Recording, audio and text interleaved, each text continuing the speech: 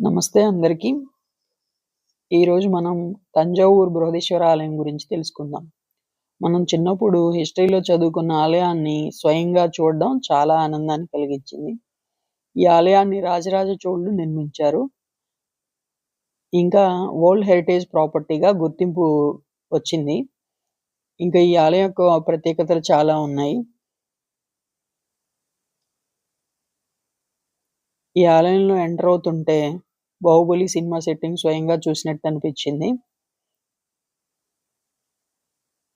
దీనినే రాజరాజేశ్వర టెంపుల్ అని కూడా అంటారు.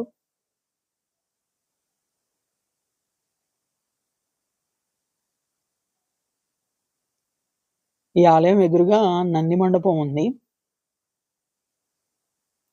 ఈ నంది ప్రపంచంలో రెండో అతిపెద్ద నందిగా గుర్తింపు కలిగి ఉంది.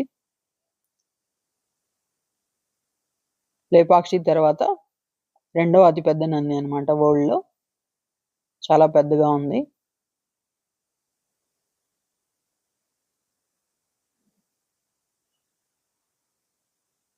నెక్స్ట్ మనం తెలుసుకోవాల్సింది ఈ ఆలయం యొక్క గోపురం గురించి.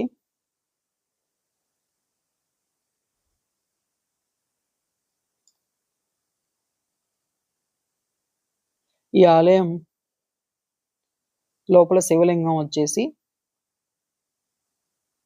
13.5 అడుగుల ఎత్తులో రెండు వైపులా అభిషేకానికి అనుకూలంగా చిన్న స్టేజ్ లాగా నిర్మించడం జరిగింది.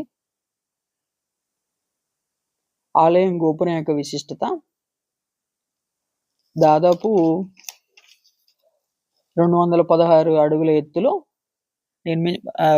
13 అంతస్తుల్లో నిర్మించడం జరిగింది. ఈ ఆలయం యొక్క ప్రత్యేకత పైన ఉన్నటువంటి విమాన గోపురం పైన 80 టన్నుల కలశాన్ని నిర్మించారు.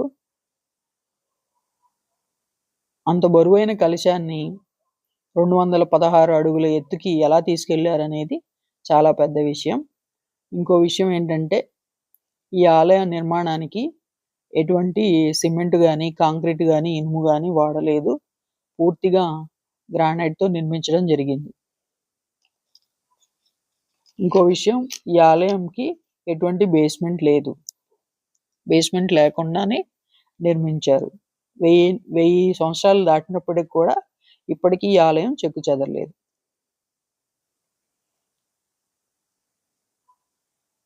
దీన్నే రాజరాజేశ్వర టెంపుల్ అని కూడా చెప్తారు. దీన్ని 1003 సంవత్సరాల నుంచి 1010 సంవత్సరాలు అంటే 7 సంవత్సరాలు పట్టింది ఈ ఆలయం నిర్మించడానికి. దీన్ని డిజైన్ చేసింది కుంజరం మల్లన్ రాజరాజ పెరుంతాచారి. ఏనుగుల సహాయంతో ఎటువంటి మిషనరీ లేని టైంలో ఈ ఆలయాన్ని నిర్మించారు. ఇంకో విచిత్రమైన విషయం ఏంటంటే ఈ ఆలయ సమీపంలో ఎటువంటి గ్రానైట్ క్వారీస్ కానీ లభించేవి లేవు. సుమారు 100 కిలోమీటర్ల దూరం నుంచి గ్రానైట్‌ని ఏనుగుల సహాయంతో ఇక్కడికి తీసుకొచ్చి 1,30,000 టన్నుల గ్రానైట్ వాడి ఈ ఆలయాన్ని నిర్మించడం జరిగింది. ఈ ఆలయం చుట్టూ 250 దాకా శివలింగాలు ఉన్నవి.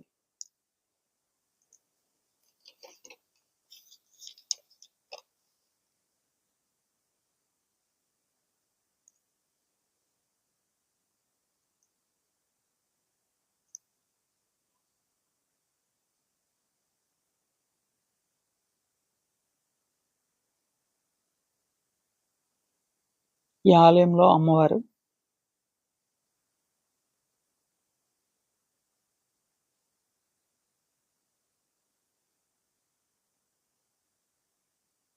ఎటువైపు చూసినా శిల్పకళతో చాలా అందంగా ఉంది.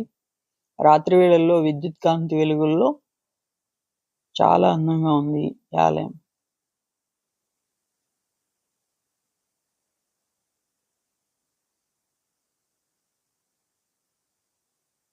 ఈ సంవత్సరాల క్రితం ఎటువంటి టెక్నాలజీ లేని టైంలో క్రెయిన్స్ అలాంటివి ఏమీ లేని టైంలో ఇంత అద్భుతమైన ఆలయాన్ని నిర్మించిన మన పూర్వీకులకి మనం ఎంతో రుణపడి ఉన్నాం.